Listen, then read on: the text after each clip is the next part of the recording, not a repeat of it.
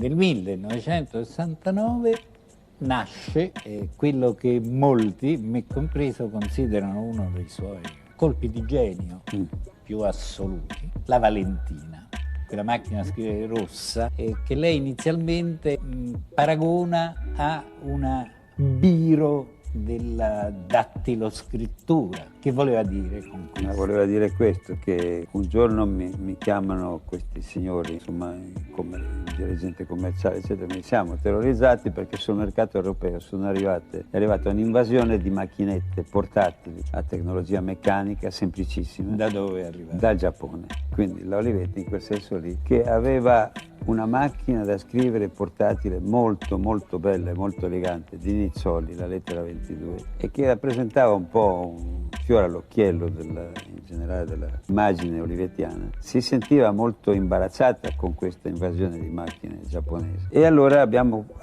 cominciato a pensare a come correre ai ripari. Per esempio, evitando le maiuscole e minuscole, scrivendo solo maiuscolo come i telegrammi, oppure c'era un campanellino della capo, togliamo il campanellino, oppure una serie di cose. In più dice, facciamo una carrozzeria che invece di essere molto costosa impresso fusione di alluminio, come era la lettera 22, facciamo una carrozzeria con un materiale plastico molto economico, che allora si chiamava Moplem, che è una plastica. Una plastica, sì, ma una di quelle con le quali si fanno i secchi. Che come no? Bramieri faceva il carosello. Ecco. E allora così, a forza di togliere cose, a forza di semplificare tutto quanto, ho detto, ma può diventare una specie di biro delle macchine da scrivere, delle macchine portatili. Può diventare, invece che venderla nei negozi chic, come si vendeva con la Valentina. Grazie, Aldo è il mio factotum. Ecco.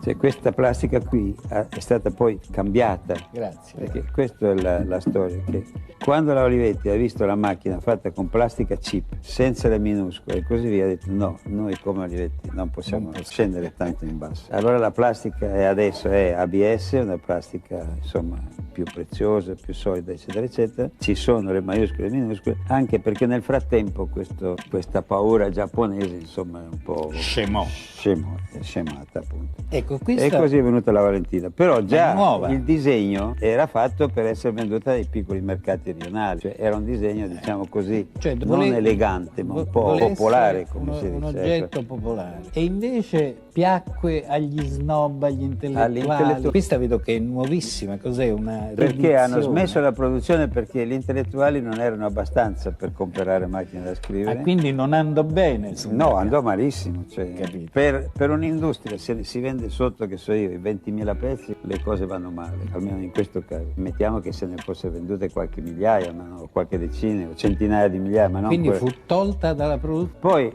a richiesta, diciamo, degli intellettuali, penso, fu ripresa, credo in Messico, non sono molto più al